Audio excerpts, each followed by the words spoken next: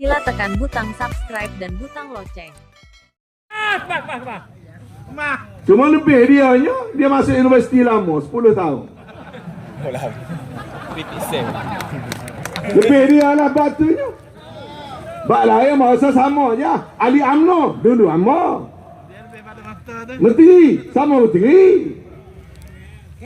Cuma dia dikatakan sebagai bakal Perdana Menteri. Kalau dia bui belum tahu, tak kena gaya dia kabar dulu Perdana Menteri. Wa makaru wa makarallah wallahu khairul makirin. Bukanlah mau kata mau nak jadi Perdana Menteri, nak royaknya ketentuan ilahi. Baik Anwar Ibrahim, baik Anwar Musa, mari kita berjelah, kita berjuang ni kerana gapo. Baik Datuk Pa, baik Ikmal, tu jelah ke ayat berjuang ni kerana gapo.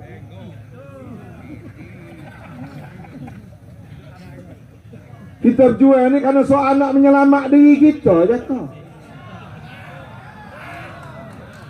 Kita berjuang ni ada kakak Tanah Merah. Reda serati kau pergi berjuang nak sokong DAP ni. Tinggal saing, tinggal sobat, tinggal parti, pergi kabak atas belakang DAP. Nak apa DAP ni? Kita maaf tu tidak kasar. Beri sikit. Natap babi. Tak ada hal lah. Kamu kalau DAP ni kak, ingatlah sekolah ada parlimen. Kamu bedah semua. Badan berbulu namanya lutung.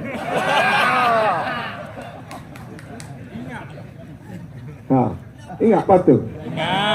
Badan berbulu namanya lutung. Tidak berakal walaupun berotot.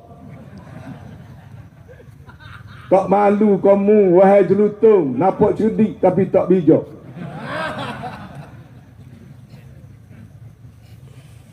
Malam ni kita berhimpun, insya-Allah majlis ini bukan soal tempat nak melepaskan perasaan. Kita berdoa kepada Allah SWT biar majlis ini jadi majlis ilmu. Lepas ni akan disambung oleh Datuk Panglima Perang hak sebenar. Banyak kena cari ilmu lepas-lepas kita ni. Apa tu? Bukan kerana orang DAP. Ia duk monoh ni puak kita sendiri. Tafsir rahmatan lil alamin buku calon. Baru ni tafsir pula masjid Allah. Nyajah tafsir tu kerana nak jaga DAP. Amak nak minta Tok Guru Ustaz Nasarudin kupah berhabis malam ni. Oleh kecek rahmatan lil alamin, kita pun kecek rahmatan lil alamin sebentar kau jadi menteri agama. Tak bolehlah tafsir kerana nak jaga hati orang. Memang betul lah amo faham. Amo puksia juga pada pokok amanah ni tuan-tuan. Sebab tak lihat hayat politik duduk pada lingkik siang. Kalau tadi Kelantan, tobat ilai proses. Tadilah aku tepi-tepi bandar supaya nyawa tu nyabui di Malikul Maut dia nyeduk di lingkik siang dengan lingkuan. Ruang mana? Malikul Maut politik dia lah. Tapi biarlah berpada-pada. Masjid Allah diterang merujuk pada masjid Allah, rumah Allah, tempat beribadat orang Islam. Dia boleh tafsir Masjid Allah itu adalah rumah-rumah peribadatan. Maka dia tafsirkan adalah tanggungjawab kita semua untuk menjaga rumah-rumah house of God. Dan inilah juga ia bawa ayat bahawasanya kita ni Tuhan tolong belakang. Tuhan tolong kau belakang payah mana? Politik lah jadi menteri lah. Yang kita khawatir lelon ni ialah sudah sampai ke peringkat kerajaan. Orang kerajaan, menteri kerajaan yang duk rusuk pada agama. Kalau orang politik tegur, dia kata muka musuh. Tok Peti tegur. Bila Tok Peti tegur, dia Tok Peti pekok. La ilaha illallah. Sekat baluh Anwar Musa sudah lah Tok Peti pula, Tok Peti pekok pula dah. Nyaku ban dengan statu Rom. Orang politik tak apalah. Mari pula profesor-profesor tolong beri penjelasan apa kesan pada agama, apa kesan kepada sistem beraja. Dan kalau kita secara tidak buat kajian yang mendalam, nak tanda tangan statu Rom secara senyap-senyap, maka adalah profesor-profesor yang semua pandangnya pendapat pada raja. Maka dia kata, puak-puak ni, puak Profesor Kakung. Bapa? Kerana tak sokong kerajaan. Kalau Tok Peti tak sokong kerajaan, Tok Peti bekok. Profesor tak sokong kerajaan, Profesor Kakung. Kena jilat sama lah kalau begitu. Maka penegasan kita lah ni. Kalau kerajaan berasa agama tak rosak, beritahu. Yang jelas sedang rosak. Peringkat awal Hatta Jakim cuba nak dicabar dan cuba nak dibubarkan. Menteri Islam, dan Islam itu adalah agama rasmi bagi negara, terhege-hege terima mocek. Amo tak ada kelih lagi kerja menteri, dia terima mocek dengan menteri lain. Apalagi menteri menjaga agama, dia terima mocek untuk tahfiz atau masjid dengan menteri lain. Apalagi kalau tidak, bukan Islam. Bukan soal nak menghasut, tetapi tak kena pada cara. Islam dalam negara kita telah diperjuangkan oleh kita bersama, termasuk orang UMNO dan orang PAH. Sebelum lagi ada UMNO, sebelum ada PAH. Orang PAH ada dah, orang UMNO ada dah. Yang kemudiannya mengasah kapasitas PAH, orang seperti Dr. Burhanuddin Al-Helmi misalnya, yang terlibat dalam soal kemerdekaan, dalam soal nak menggubal perlembagaan. Orang UMNO dan orang PAH. Lepas tu disambung oleh parti UMNO dan parti PAH. Kita perjuangkan Islam itu supaya menjadi agama. Kita beri agama kepada negara ini. Kita menuntut kemerdekaan adalah kerana negara kita ini dulunya, kebetulannya dijajah oleh orang yang tidak nak menegakkan Islam dan bukan daripada kalangan orang Islam. Baik Portugis, baik Belanda, baik Inggeris, baik Jepun, baik Siam. 446 tahun kita tidak dapat nak menegakkan agama kita. Maka orang UMNO dan PAH terutamanya, bukan oleh DAP. Kakak DAP tak wujud lagi kita kata. Setengah-setengah kata, tak usah sebut lah, nanti orang cak amoresi pula. Break dulu situ. Khabar, sarah ni khabar. Tambah kita terjadi kajian. Lama silap lagi, atas garis selalu lah. Amo besar dah erti nama. Nak jual politik, nak jadi sesago pula, jadi panglima perang pula kat kaki sebelah duduk, sebelah lagi tu kau orang heret orgi lah. Tapi lari tidak sekali-kali, uno tidak sekali-kali dalam perjuangan. Orang nak ajar, nak sokong kerajaan, memang senang. Nak hidup senang, sokong kerajaan, duk alik kerajaan. Silap gaya boleh jadi menteri semula. Moga parlimen, ahli parlimen dah benar dah, majoriti pun banyak. Tapi ini bukan soal nak jadi menteri. Apalagi kalau kerajaan duduk seperti mana yang ada sekarang. Amo dengar mari sarah kapu badai siang. No. Antara penceramahnya ialah adinda Amo. Nama apa dah? Supardi. Amo kemari nak tabik, Amo tidak nak balas peribadi. Dan Amo pun faham. Bila Amo dengar dia ceramah, jolor dah tu, Supardi dah tu. Tidak syok dah Supardi. Tak nak marah ke dia, moga dia faham sekat tu je. Sebab tu we jaga tekung je. Akaun kecil-kecil, we akaun besar takut punah. Ya. Kalau tinggi sikit 10 usia dia we jaga kereta gala, tak we jadi menteri. We le atas sikit. Ustaz Hasan lebih tahu. Ya. Sebagai askar upahan lah. Tak ada nak lebih guano. Mari sarah di tanah merah. Dia kata, macam mana kita nak tunaikan janji kita, adik kakak? Sebab PT ni habis dah yang curi puak-puak tu. Kita simpan dalam tabung haji, tak boleh nak bayar. Apa?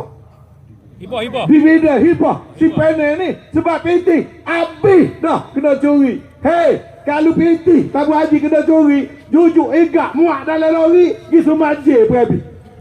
Tunggu nanti apa lagi? Ketua hakim orang demo, hakim orang latih, AG orang demo belakang dah.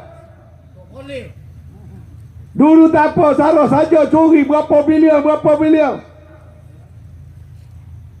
Puak kita ni semua sokong lah kalau betul tak boleh bayar hibah tu kerana duit tabung haji kena curi. Tak ada siapa pun akan nak cuba halal untuk ambil tindakan kepada siapa yang dicuri sebanyak tu. Tapi tolong cerita benda sebenar. Apa salah cerita benda sebenar? Tabung haji dalam laporan kewangan dia secara rasmi telah menyatakan tak boleh nak membayar hibah macam skala kerana pada masa ini tabung haji dikatakan kerugian sebanyak lebih kurang 10.2 bilion. Tak apa, istilah betul-betul. Dan tabung haji melaporkan daripada jumlah 10.2 bilion yang dia rugi, 9.300 juta, 9.3 bilion adalah rugi kerana jatuhnya nilai-nilai saham pegangan tabung haji. 9.300 juta rugi kerana tabung haji ni antara lain dia melabur dalam berbagai-bagai kaunter saham. Kemudian kita tanya, bila saham ni jatuh? Dia berapa jatuh?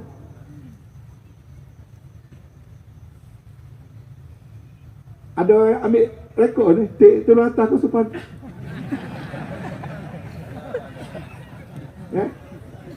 Ataupun ada apa nama? Anak-anak anak Atuk Iqbal. Anak-anak Amo saya menang sebab dia aktif dalam tu sejak duduk di Kelab UMNO lagi. Sudah ambil survey kaya dengan. Kesalahan dia.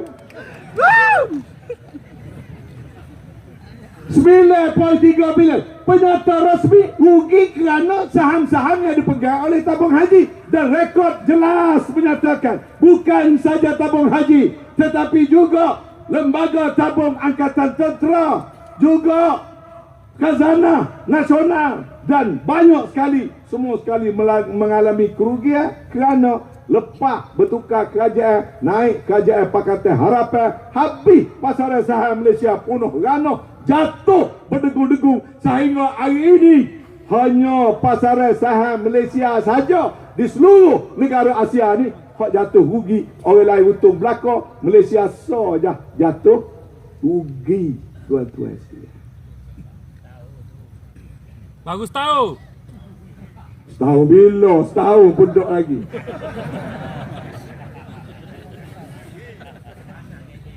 Sehingga hari ini market capitalization dalam pasaran saham Malaysia, negara Malaysia dan rakyat Malaysia sudah pun kerugian lebih daripada 230 bilion adik kakak. Mampu.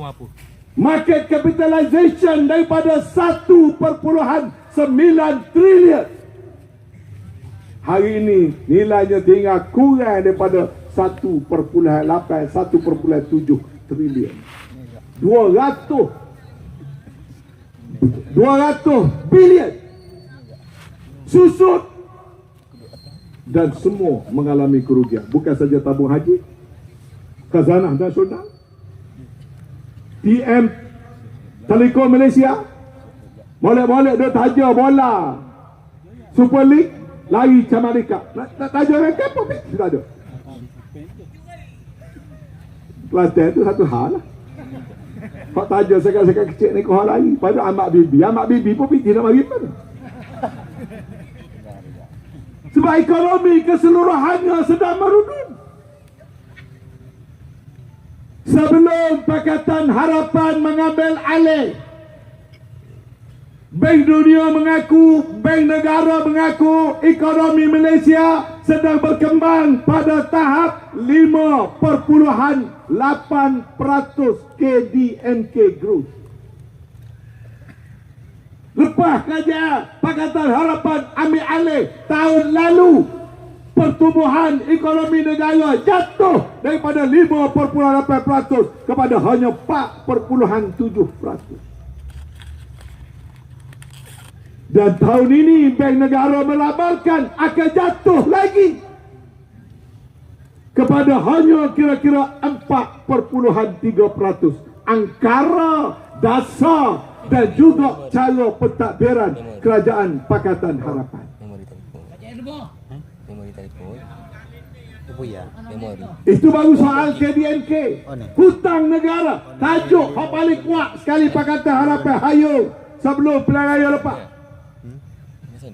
Hutang negara, jajah hari-hari, hutang negara, hutang secara rasmi negara yang dijawab oleh Pakatan Harapan dalam parlimen yang terbaru mengesahkan hutang negara pada bulan Mei waktu dia mengambil alih ialah 986 bilion.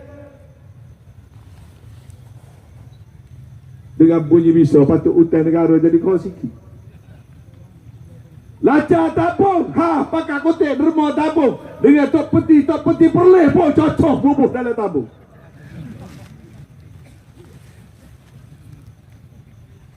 Boleh 200 juta lebih hak kotek dengan rakyat.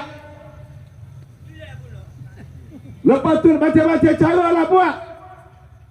Tengok angka terbaru hutang negara 1 sen pun tak kurang daripada 986 bilion. Hari ini angka rasmi hutang negara sudah pun melebihi 700 bilion.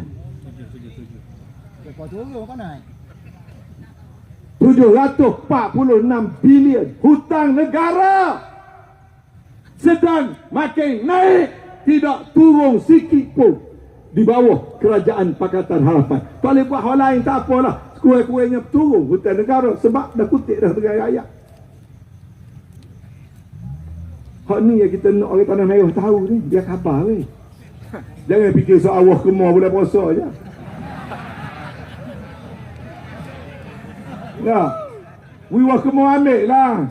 Ni lah masa kena bakar patung arwah almarhum Tok Guru. Wiwah kemar ambil lah, wiwah baju raya ambil lah. Tapi ambil ni fakta sebenar ni dulu. Pertumbuhan ekonomi negara sedang menjunam di bawah kerajaan ni. Hutang negara sedang meningkat di bawah kerajaan ni. Habis tak nak mikir ke mana muka menteri-menteri tu jadi bengong belakang. Menteri bodoh. Jadi menteri pertanian suruh tanah ranah belakang rumah.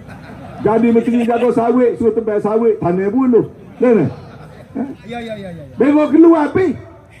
Jadi menteri pertahanan orang bincang nak jaga dengan China dengan Amerika, dia pergi ke Iraq, ke Tehran. Iraq sendiri pun dia sekat demo. Kita baik dengan bagi hak kena kasih tu. Kita ilmu kasih nak buat belakang. Tak kagum. Tak apalah juga menteri. Hak baru ni, Perdana Menteri pula. Tanah padi malam pula dah ada kakak. Apa dah jadi dengan aku? Apa dah jadi dengan Malaysia tuan-tuan? Menteri pelajaran tukar kasut bicara warna stocking. Menteri apa ni suruh apa ni menoreh dalam hujan. Tak apalah. Tapi hok ada pengalaman umur kat 100 tahun. Nak suruh tanya padi malam pula doh. Allah tanya siapa ni kakak. Tak ada nak tanya nak amat dengar. Tak ada apa-apa lah adik kakak tengah tanah merah. Pakat minta lah kita pasal lapu. Spotlight belakang lah. Baru sikit lagi kita pakat bercedul malam. Si hari pakat tidur belakang buat kita ni. Malam pula kita pakat kerja. Habis dah tu. Orang kata habis makerak dah tarik kakak. Nak beki ekonomi. Nak beki ekonomi. Mari pula menteri yang baru umur 2 bulan lebih. Isytihar.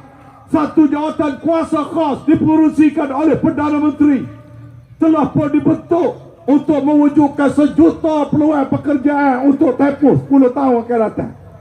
La ilaha illallah. Nak cari nak sedia peluang kerja 1 juta untuk 10 tahun akan datang diperusikan oleh Perdana Menteri. Perdana Menteri pula umur 95 dah. 10 tahun lagi 105.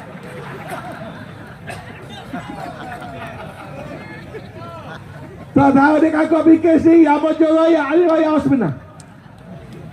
Dalam negara kita ni setahun rakyat baru hak habis ngaji dia kira-kira 400,000 lebih. Nak buat peluang kerja ni 1 juta ni kena duit dalam masa 2 tahun baru boleh dapat kerja baru belakang. Bukan 10 tahun 1 juta. Bangga apanya bosku. Dah, Datuk Haji kata malu apa ni, bangga apa bosku, tukar takir habis merintah negara ni apa jadi? Tu amat kecek sikit bab ekonomi. Rakyat kena tahu apa jadi lagu ni. Dia cuba cari alasan nak sabit tabung haji, Feda dan sebagainya. Walau nak buat account, buat kreatif accounting, nak tunjuk letak salah atas kerajaan yang lama. Hakikat sebenar ekonomi ni rosak. Tak hari pertama dia mereka. Lagu mana cara dia rusak dia kakak? Amal menteri 10 tahun. Kerajaan dia kakak. Menguruskan kerajaan ni dia juga kena uruskan soal dia panggil cash flow kerajaan. Aliran tunai kerajaan. Bila dia umum 3 bulan dia gantung GST dia kakak. Kerajaan automatik hilang cash 24 bilion. 24 bilion tidak akan masuk dalam akaun kerajaan. Tapi oleh kerana dia gantung 3 bulan dan dia tidak hapuskan, peniaga-peniaga masih boleh claim tutup dengan kerajaan input tax. Dia kena 2 dah serta. PT tak masuk 4 juta, 5 juta sebulan tak masuk. Pada masa yang sama kerajaan kena bayar input tax kepada peniaga sebab dia tidak hapus, dia gantung saja. Bermula daripada situ, kerajaan menghadapi masalah cash flow. Artinya, supaya kita buka kedai, hari-hari kena ambil PT, kita jual, nak beli barang itu esok. Tiba-tiba, PT tak masuk, nak beli barang baru, cash tak ada. Bila cash tak ada, apa dia buat? Dia ambil PT Petronas. Dia gagal dalam duit dan juga syarikat-syarikat di bawah khazanah. Syarikat-syarikat tengah duduk sihat. Perbuatan itu telah menghantar satu signal yang salah kepada pelabur-pelabur seluruh dunia terhadap dasar kerajaan Malaysia yang campur dan memporak-perandakan pentadbiran khazanah negara, Petronas dan sebagainya, menyebabkan para pelabur wait and see, tunggu, ada sebahagian ambil PT waktu lebih daripada pelaburan dalam negara kita. Maka daripada tak cukup 24 bilion menjadi tak cukup beratus-ratus bilion. Ini fakta yang sebenar. Perbuatan tikus membaiki lampu ini nak menggunakan kerajaan dulu sebagai alasan, tetapi ekonomi negara ini sedang dirosakkan oleh jemaah menteri dan anggota kabinet yang kita beri mandat dan kita beri kuasa untuk nak buat benda yang lebih baik daripada apa yang sepatutnya hak kita lalui.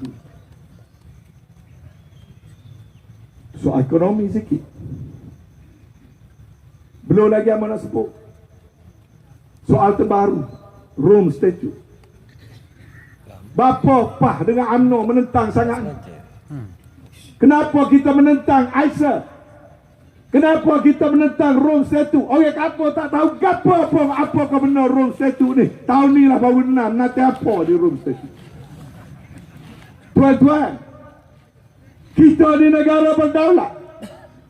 Lepas pilihan raya, rakyat nak harga bayar turun. Rakyat nak janji ditunaikan.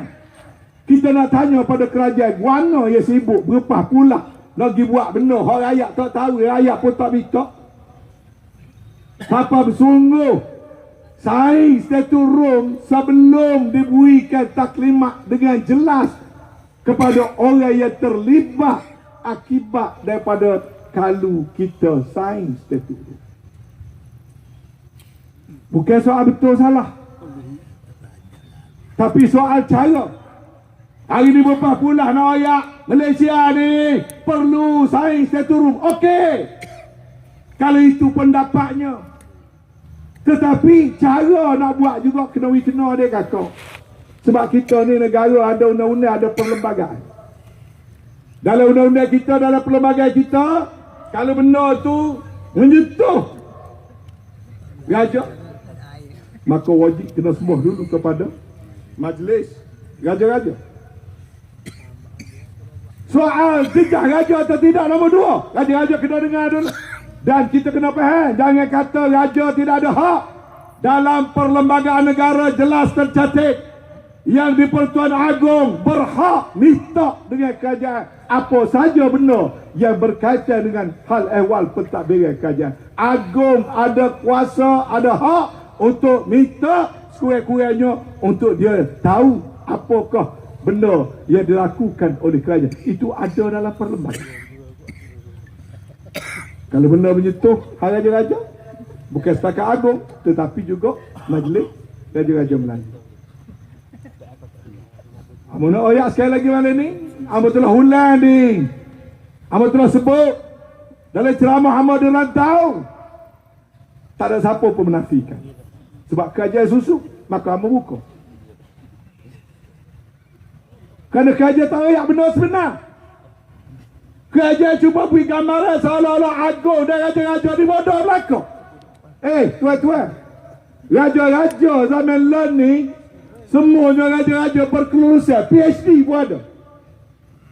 Tengku Mahkota Kelantan, PhD. Sultan Perak, PhD. Bukan si Jemili, semua menteri Pakatan Harapan. Raja-raja lebih terdidik. Jangan menghina raja-raja seolah-olah raja-raja ni sudah dipengaruhi oleh pak orang profesor. Beritahu pada rakyat. Kerana yang di Pertuan Agong telah ambil satu langkah yang cukup luar biasa. Iaitu setelah pecah cerita yang kerajaan telah pun saing nak ratify Statute Rome. Dan bila bagi pendapat-pendapat menyatakan perkara itu patut bicara dulu, sembah dulu, maka raja-raja buat musyawarah khas. Raja-raja tak geger pun pada rakyat. Raja-raja tak beripun. Raja-raja tak buat ceramah pun. Raja-raja bertindak cukup tertib, buat musyawarah khas. 1 hari bulan 4, raja-raja panggil Profesor Salim Faruqi, pakar undang-undang, dengar. 2 hari bulan, raja-raja panggil Menteri Luar, panggil Tommy Thomas, panggil Panglima Angkatan Tentera, suruh ulah daripada sudut kesan kepada Angkatan Tentera. Kemudian panggil 4 orang profesor, 2 daripadanya kebetulan daripada Kelantan. Profesor yang memang tersohor dalam hal yang berkaitan dengan bidang undang-undang ni. Dari itu buat putusan. Raja-raja rasa benda tu kena tarik dulu. Pukul ni 2 hari bulan patut buat keluar kenyataan akhbar. Tapi Agung larang. Sebab yang Pertuan Agong Tan Sri Kuchar larang, tak buat kenyataan surat khabar. Bawa edar dulu kenyataan kepada raja-raja. Janji nak edar pula, nak siap malam. Tak siap juga malam. Betul nak siap esokkan. Tak siap juga esokkan. Kenapa? Sebab raja-raja Melayu pelera kepada muka Perdana Menteri dan Kerajaan Malaysia. Akhirnya buat putusan suruh pada Agung untuk Agung royak kepada Perdana Menteri. Hasil setelah dengar daripada Panglima Angkatan Tentera, dengar daripada Profesor sebelah menyebelah, dengar daripada Menteri, dengar daripada Tommy Thomas, maka Raja-Raja Melayu berhak buat pendirian sendiri. Dan pendirian itu Agung sapa pagi Jumaat lepas pada musyawarah pada Dr. Mahathir. Dan lepas musyawarah kabinet hari Jumaat, Dr. Mahathir umum kerajaan tarik balik. Okeylah, dah tarik lesar lah. Tapi bapa lepas tarik kutip duk palu Raja-Raja Melayu. Cuba cocok budak-budak universiti supaya menganjurkan forum-forum. Dalam forum panggil pakar-pakar sosialis. Ya, selama-lamanya anti raja. Termasuk apa nama seorang ni, Syed Hussein ke apa nama, menghina Raja Melayu. Tuan-tuan, Amor juga tuan-tuan tahu. Datuk Nasar lagi tahu. Dia berdama dalam Dewan Negeri mula. Amor pun terkenal juga kalau lawan raja mula. Nak susu apa dah. Waktu tu kalau bola ni baru saya Sadik nak belajar lawan raja, mari belajar dengan Bewa dia. Bewa mari boleh royak. Tengok zaman muda mula dia kata belajar. Belajar. Dia amat tidak menafikan, amat terlibat. Bapa tu kerana parti, kerana Perdana Menteri ketika tu amat taat, patuh. Ingat kau jual sekali, jual apa? Lepas tu dia boleh darjah kelabak, amat duduk luar pagar, tak masuk oleh pagar stadion sekali. Dia boleh darjah kelabak, tu kubui, amat duduk kelabak luar, masuk tak. Maka mana ni amat tak malu, amat kata Amo kira itu adalah satu kesilapan. Dia mau mengadap tuaku lama dulu. Amo pun apa? Sebab kita rakyat, kita nak berlawan berembah sama orang politik boleh. Kita tak boleh nak berlawan dengan raja dengan tak ada sakata. Siapa tak lalu lagi, mari belajar yang bawa rakyat. Sama kalau kita berlawan, orang suruh je. Tengok dia suruh, kita ni kat lawan kan? Supaya ayah tak boleh belaga, dia sama cap. Belaga sama segu, cabut habis bulu-bulu. Kesnya pelaga dia kan. Gawat dia ni, kita tidak boleh nak langgar tak tukar.